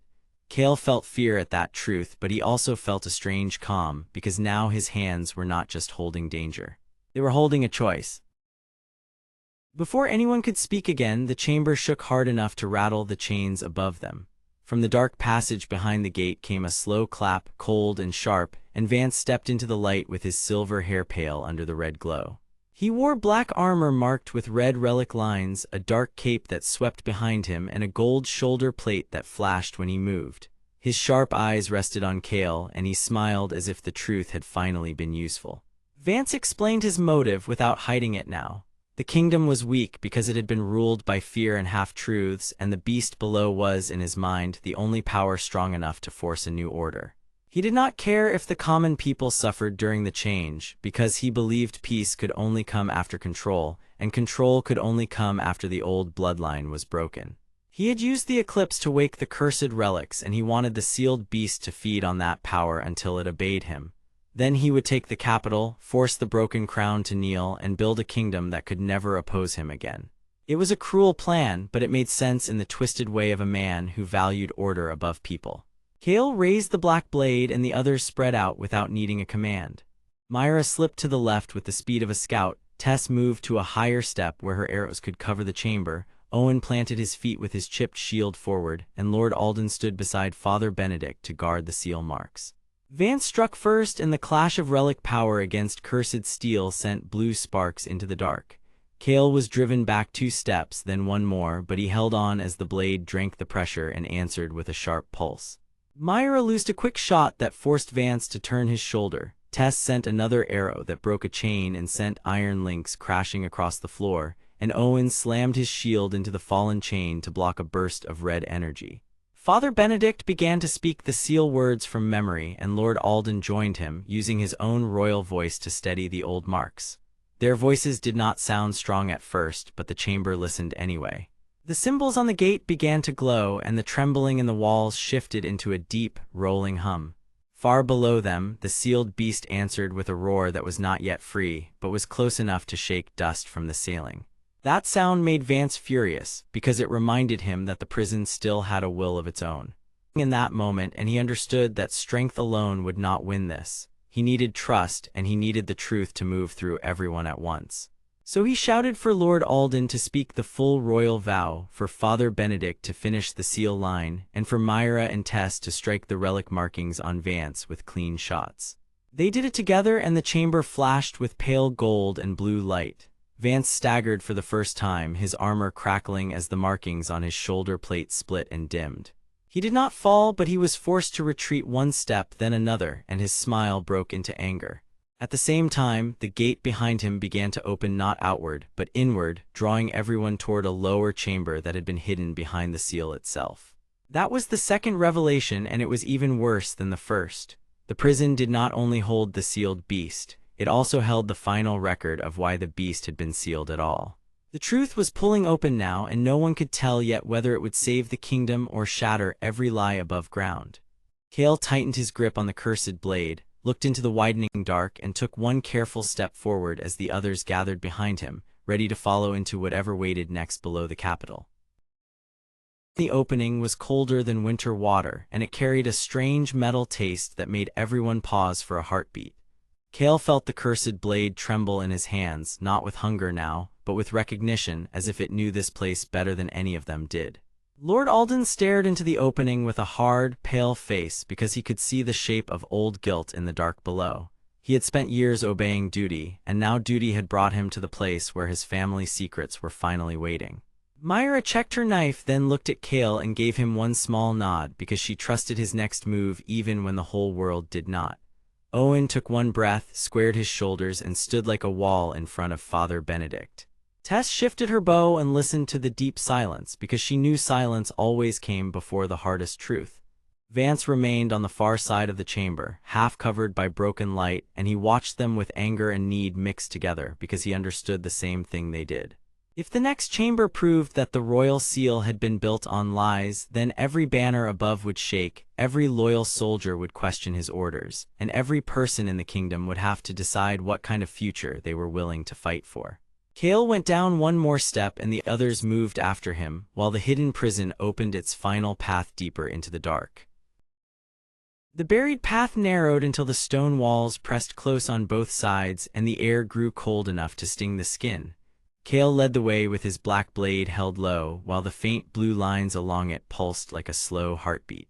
Behind him walked Lord Alden, Myra, Father Benedict, Owen, and Tess, each one silent now because they all knew the same hard truth. If this chamber held proof that the royal seal had been built on lies, then the crown above would not just lose trust. It would lose control. Every guard in the capital would have to choose a side, and every family in the kingdom would have to decide what kind of future they wanted to defend. That was why they kept moving, even when the ground began to tremble and the dark ahead looked deeper than any place should look. At the end of the next stair, they reached a wide gate made of black iron ribs, and beyond it, they saw the final chamber of the hidden prison waiting like a wound in the earth. Wider than any hall in the royal castle above, and it was built like a cage for something far stronger than a man. Pale bone arches rose into the dark ceiling, black iron chains crossed the room in thick lines, and glowing seal marks burned faintly on the floor in circles and squares. In the center stood the sealed beast, or at least the upper shape of it, because only part of its massive body could be seen through the roots of chains and stone bars. Its hide shifted under the red light, and every slow breath sent a wave through the floor. The beast had never been a simple monster, and Father Benedict knew that better than anyone. He stepped forward with his calm face tight with sorrow, and he spoke in a low voice that reached each of them clearly. Long ago, the first kings of this land had found the beast beneath the capital, and they had not destroyed it. They had chained it and used its fear to bind the people together, then they called that service to the realm. Lord Alden closed his eyes for a moment because he had served that line for many years and now felt the weight of every lie. He had believed the seal protected the city from ruin, but the old priest was revealing something worse. The seal did not only hold the beast in place, it also fed on belief, and the crown had kept the truth buried because fear made obedience easier than justice. After that, her brown hair tucked under her hood, her sharp eyes scanning every wall and chain. She was a scout who trusted signs more than speeches, and she wanted the truth because lies always led to bodies in the streets and children without homes. She pointed to a broken seal stone near the far wall where fresh cracks split across the floor in a wide line. That was not old damage. Something had weakened the prison from inside. Owen tightened his grip on his chipped shield and frowned at the tremor under his boots. He was a city guard who had seen too many poor people blamed for things they did not do, and he wanted the crown to stop hiding behind sacred words while common people paid the price. Tess, with her red hair tied back and her quiver set tight against her shoulder, watched the chamber with a steady, hunter-like focus. She was an archer, and she cared about the truth because she had seen too many wrong orders sent from above. She lifted one hand and pointed toward the far side of the room where another figure stood in the shadow of a chained tower. Vance had been waiting for them. His silver hair caught the red light, his black armor glowed with old relic markings, and the gold plate on his shoulder flashed every time he moved. He looked less like a man and more like a blade wrapped in a person's shape. He wanted the truth hidden because his power depended on fear, and fear needed a secret enemy. If the beast remained a mystery, then the crown could always say that only harsh rule kept the city safe. Vance smiled when he saw them, but there was no warmth in it. He said that they had come too far and learned too much, and that the chamber above them would never survive the shock of their failure. He did not speak like a madman. He spoke like a man who believed his own logic. The kingdom, he said, needed one story, one throne, and one seal. If the people learned that the crown had lied for generations, then the walls of law would break, the soldiers would split, and the land would fall into open chaos. He called that chaos a greater evil than any secret. Lord Alden answered him with a hard voice and said that order built on lies was only a slower kind of ruin. Vance lifted one hand and the relic markings on his armor lit up like burning veins. The chains across the chamber answered at once, rattling and tightening, and from the floor rose smaller shadow shapes, twisted guardians made of broken seal energy and iron dust. They were not living creatures, but they moved like trained things, and they came at the group in a fast wave.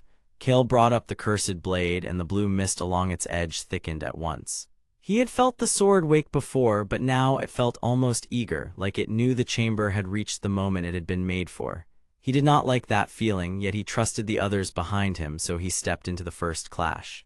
Wild rush. It was tight, sharp, and full of small choices that mattered. Kael drove the Shadow Guardians back with quick, direct cuts, never aiming to destroy what he could simply force away, because he had learned that power was more useful when guided by care. Myra moved along the side wall and found gaps in the chain lines, then used her short blade and quick hands to break the anchors that fed the Guardians. Tess fired precise shots into the relic nodes on the towers, and each clean hit made one more section of the chamber flicker and fail. Owen held the center with his chipped shield, taking the first pressure of every attack and pushing the Guardians away from Father Benedict. The priest did not fight with steel, but he stood near the cracked seal stones and began reading old words from one of his scroll cases. His voice was quiet, yet each word carried power because he understood the first language of the prison and the rules that had shaped it. He called out that the seal was made to respond to oath, memory, and bloodline, not to crown or title. That was the surprise none of them had expected. The royal seal had not been created by the kings alone.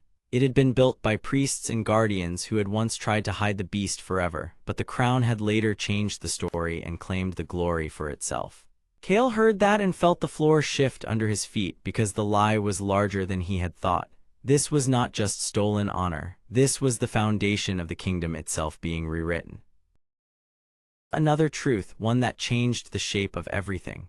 Father Benedict reached the center circle and laid one trembling hand on the oldest seal stone, and the red light in the room rose around him like smoke. For a brief moment, the entire prison filled with voices from the past, faint and broken, but clear enough to understand. The first builders had not sealed the beast because it was pure evil. They had sealed it because it was drawn to the king line, and the king line had once used its power to build wars, cut borders, and force the realm together through fear. The beast was dangerous, yes, but it was also tied to the greed of rulers who wanted control over the same dark force it gave off. That was why the old priests had created the prison. They feared that if the crown learned how to command the beast fully, the whole kingdom would become a weapon. Kael heard this and looked at Lord Alden, because Alden had spent his life serving a throne that was not as clean as he had been told. The older man stood very still, then lowered his head. He had known the crown hid secrets, but he had never known the seal itself was a warning against royal greed. That was the true wound in his heart. He had defended a system that had been using fear for generations. Vance saw the crack in Alden at once, and he used it. He shouted that the kingdom needed a ruler strong enough to carry the burden, and that weak hearts would only let the beast break free. But his voice had changed now because the chamber had exposed him too. He was not protecting the people. He was protecting the crown because the crown gave him a place to stand above them. His motive was plain now, and it made terrible sense. If the hidden truth reached the capital, his power would collapse with it. Kael felt the cursed blade grow hotter in his hands, and the blue mist curled around his fingers like a warning. He remembered every step that had brought him here, every lie, every order, every wound in the trust between the people and the throne. He also remembered the faces of the others behind him, because each one had chosen risk over comfort for a reason that mattered. Myra wanted a world where scouts did not have to carry lies back and forth between powerful men. Owen wanted his city to stop punishing the loyal while rewarding the cruel. Tess wanted her arrows to serve truth instead of fear. Father Benedict wanted the kingdom to remember what it had buried. Lord Alden wanted to face the cost of his own old loyalty and still do the right thing. Kael understood then that he was not only fighting to expose a secret.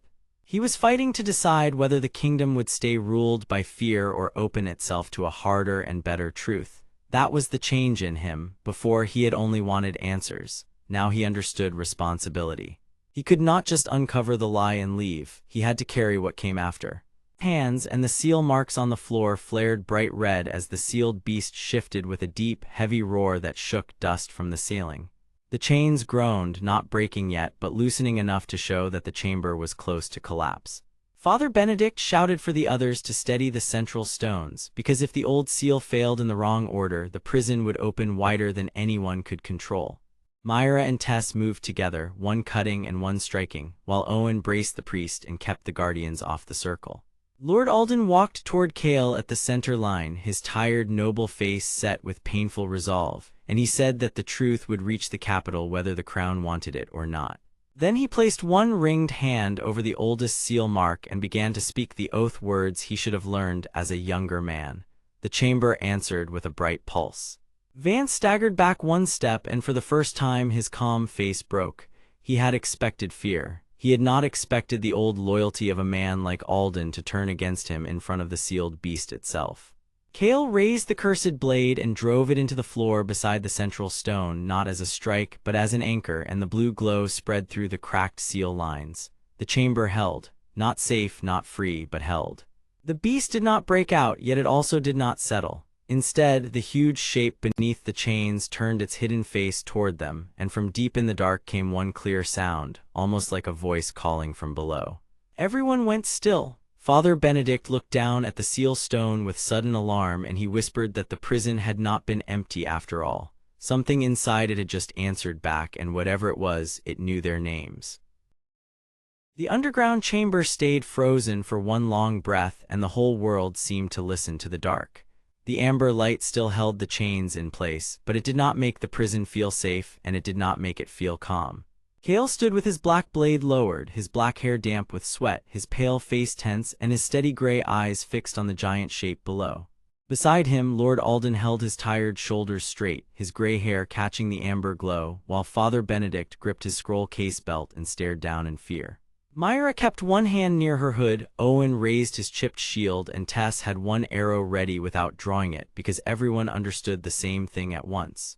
The seal had not failed, but something inside the prison had answered them. The sound had not been a roar, it had been almost like a voice, and it had spoken in the same place where no voice should have reached them.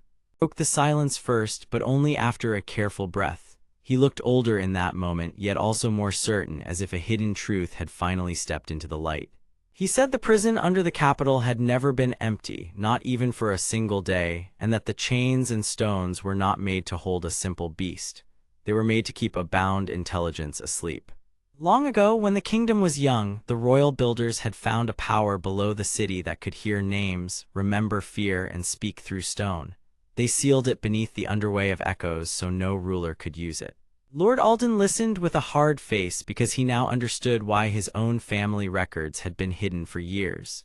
The old royal rings on his hands were not only symbols of rule. They were seal keys made for a line of kings that promised to guard the prison and never open it. Vance, who stood at the edge of the chamber with silver hair and cold eyes, gave a thin smile because this was exactly the secret he had wanted. He did not want the beast dead. He wanted its power awake and loyal so he could use it to break every relic bond in the kingdom and rule through fear. That was why he had chased the cursed black blade, because the blade could awaken the prison voice and shape it into a weapon. The echo shifted again, and the sealed beast moved in a way that was worse than a strike. One of the huge chain lines lifted, and the amber seal stone flashed so hard that everyone had to look away for a moment. When they looked back, they saw that the beast had not broken free, but it had turned its hidden face toward them, as if it had been waiting for this exact moment for a very long time. The voice came again, deeper now and clearer, and it spoke a single line that made the whole chamber tighten with dread. It said Kael by name, then Lord Alden, then Father Benedict, as if it had met them before. Myra stepped back in shock, and Owen nearly lowered his shield in confusion, because no one had told the prison who they were. Father Benedict then made the next terrible discovery. The seal stone was not only reacting to the beast. It was reacting to Kael. The blue lines on the black blade in Kael's hands began to glow in slow waves, and the dark mist around the blade thickened. Kael felt the sword pull toward the seal like a hungry animal. He did not understand why, but the blade seemed to know the prison, and the prison seemed to know the blade. Vance saw that too, and his cold face sharpened with greed. He stepped forward and told Kael to hand over the weapon because it was the only thing that could finish the seal or open it. Lord Alden instantly refused, but Vance only lifted one hand and called on the relic markings in his armor.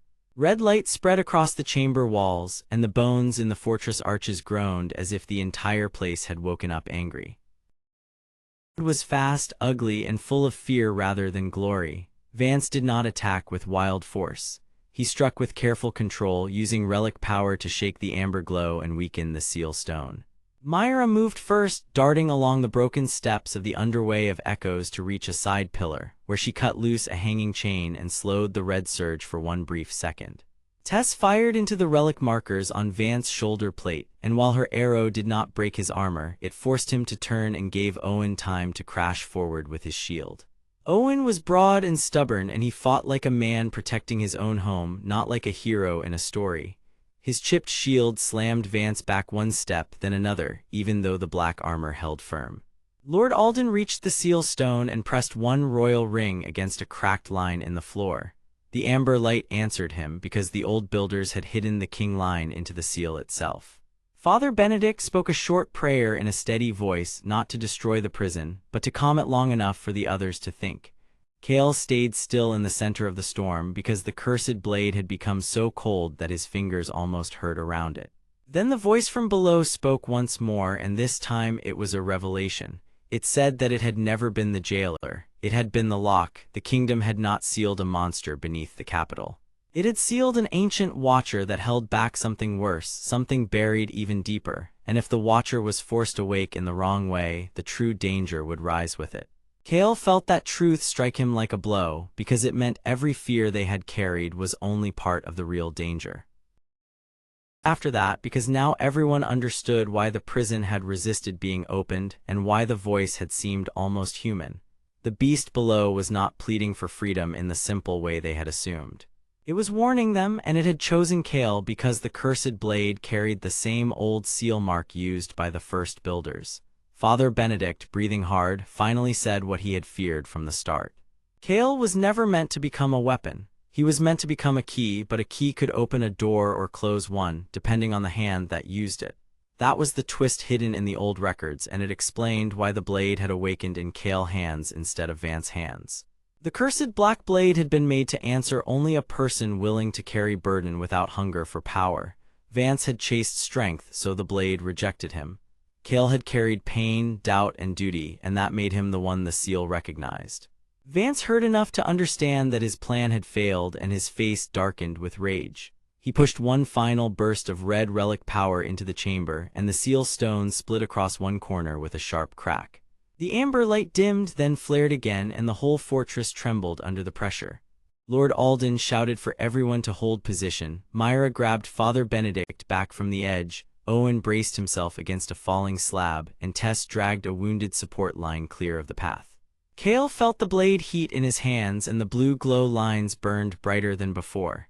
Deep below, the beast and the watcher both stirred at once, and the voice called Kael again, not with threat now, but with urgency.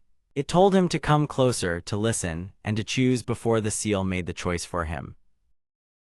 The broken seal, and for the first time since this nightmare began, he did not move like someone being pushed by fear. He moved like someone carrying a duty he finally understood. He looked at Lord Alden, who gave a tired but clear nod, and he looked at Myra, who trusted him even while her eyes shook.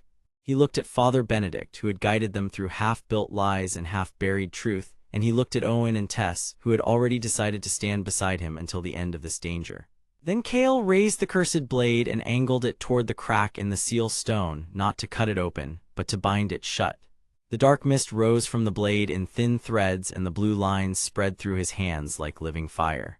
Vance tried to stop him, but Lord Alden blocked his path with royal force, and Myra slipped behind him to cut away his footing line. Vance staggered, furious and trapped, while the chamber around them filled with a deep ringing hum.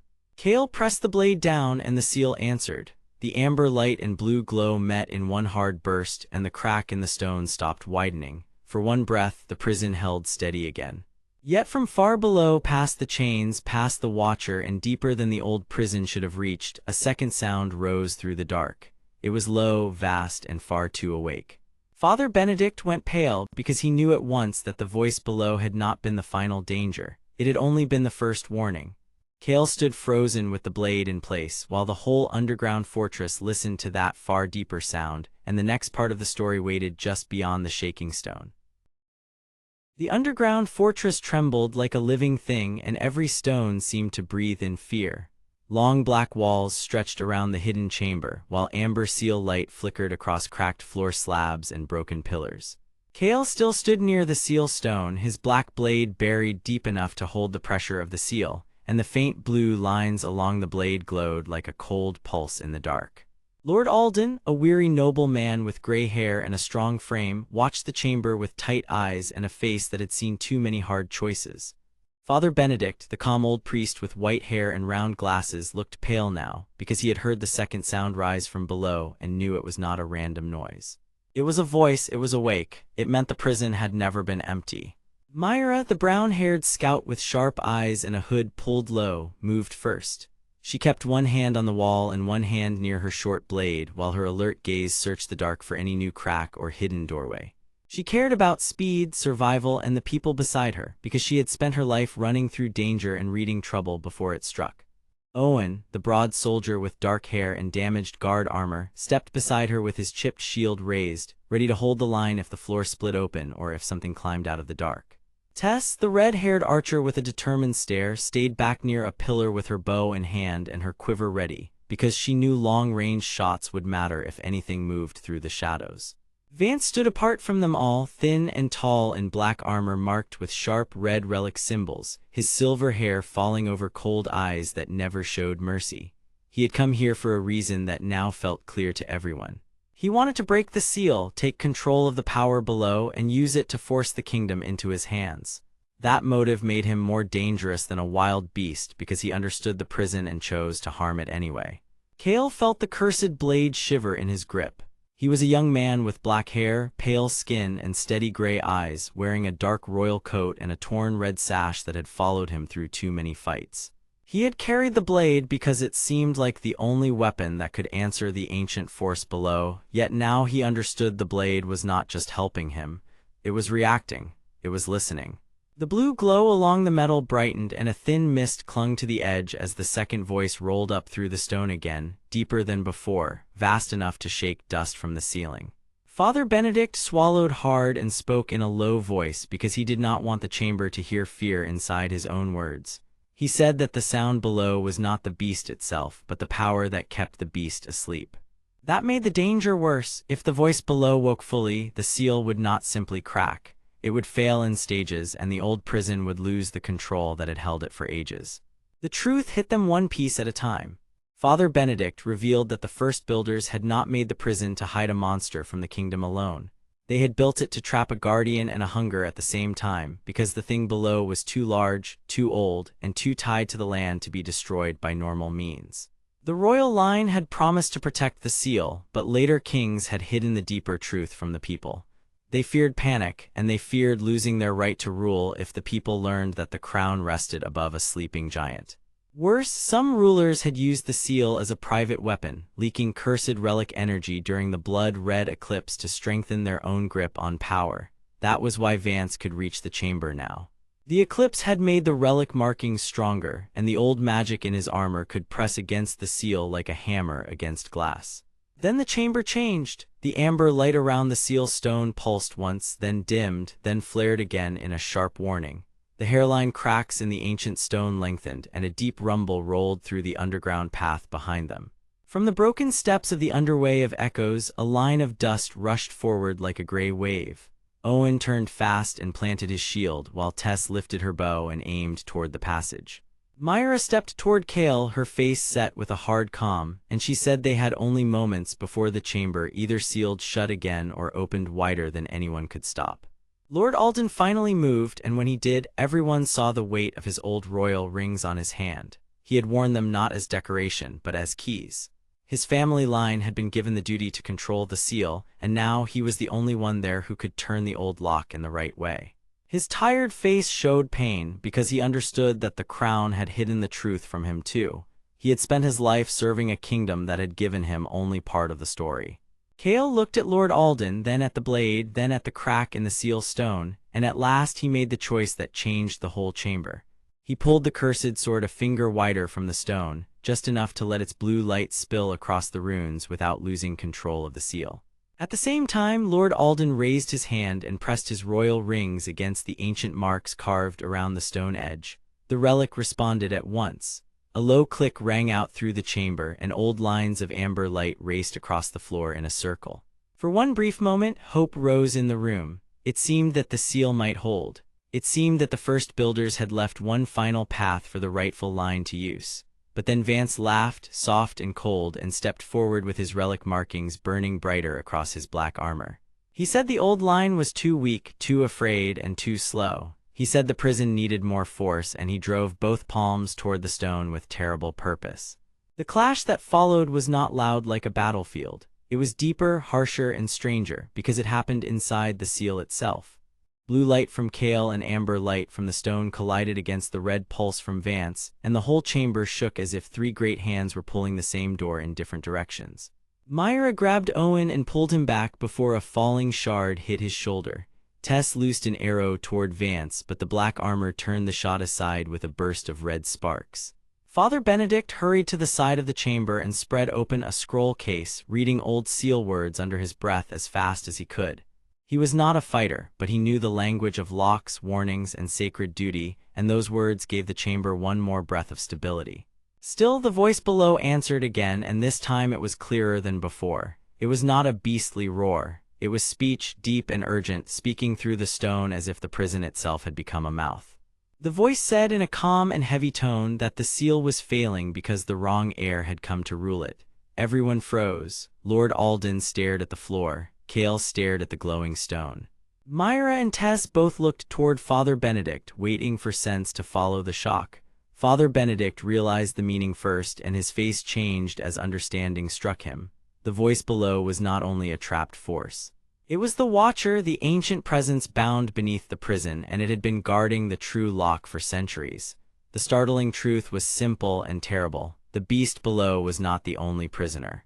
The Watcher had been helping to hold it shut, and the crown had buried that fact because the first kings had feared what the people would think if they learned the prison was built over a living mind. Kael felt his stomach tighten.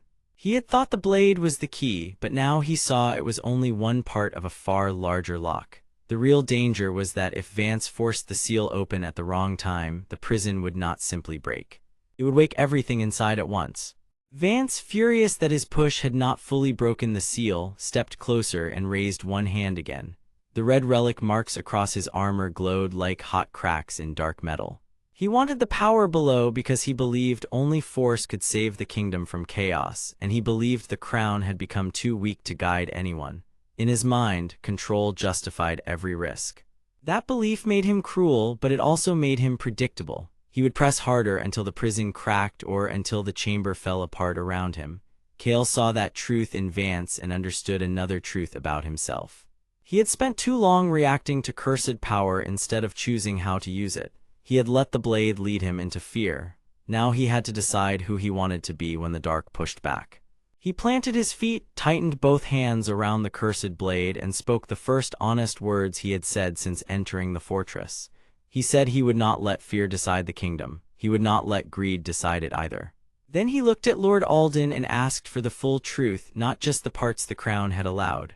Lord Alden nodded with slow shame, and in that small motion his long burden became visible to everyone. He said the old royal line had hidden the deepest chamber because they learned the seal did not only protect the world outside. It also protected the world above from the thing beneath, which fed on broken vows, stolen power, and the hunger to rule without limit. That was why the crown had been afraid. If the people learned the seal could answer to a rightful key, every ambitious ruler would try to use it. The capital had been kept safe by a lie, and now the lie was cracking as badly as the stone. Another tremor rolled through the floor, stronger than any before it. The broken pillars leaned. The chain anchors groaned. Far below, something vast shifted in its sleep and made the whole chamber shudder in response.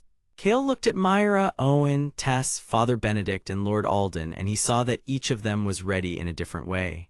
Myra was ready to move. Owen was ready to hold. Tess was ready to strike if needed. Father Benedict was ready to read the final warning. Lord Alden was ready to use his rings and face the shame of his house. Kael was ready to carry the blade without letting it own him. That was the change in him, and it mattered more than the weapon. He was no longer only the boy who had been dragged into dark halls. He had become the one who could stand in the middle of fear and still choose a path. Then the Watcher spoke again, and this time the sound came through the cracked floor itself. It told them that only one passage remained open, the deep root beneath the seal stone, and that if they wanted any chance of stopping Vance, they would have to go lower. Kael stared at the dark opening that had begun to form beside the ancient stone, and he knew the next choice would take them past the old prison, past the rules of the crown, and toward the heart of the buried truth. Behind him, Vance prepared another push.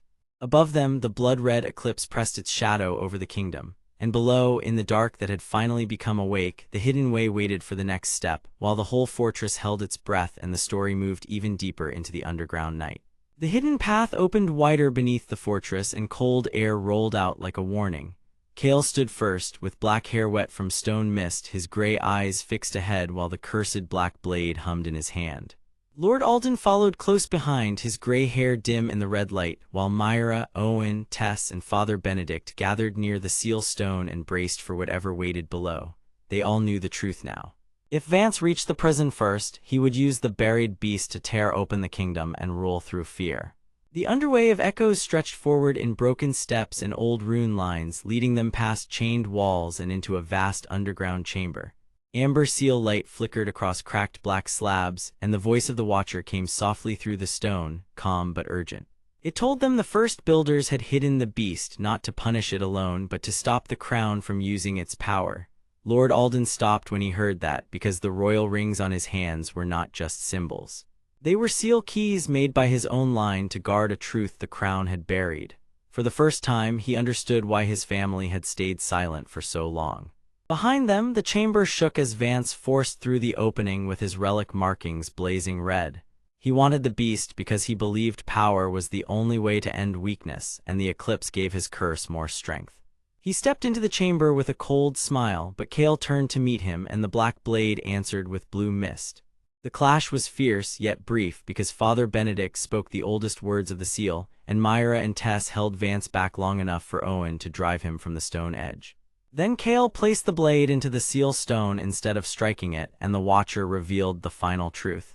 The beast was not waking to escape. It was waking to choose a guardian. The seal opened only enough to show the great shadow below, bound in chains and glowing marks, not raging but waiting. Kael felt its gaze and did not turn away. He understood that strength was not taking power, but carrying trust. Lord Alden set his royal rings into the stone, Father Benedict sealed the old runes, and the hidden way collapsed behind Vance as he was forced to retreat into the dark.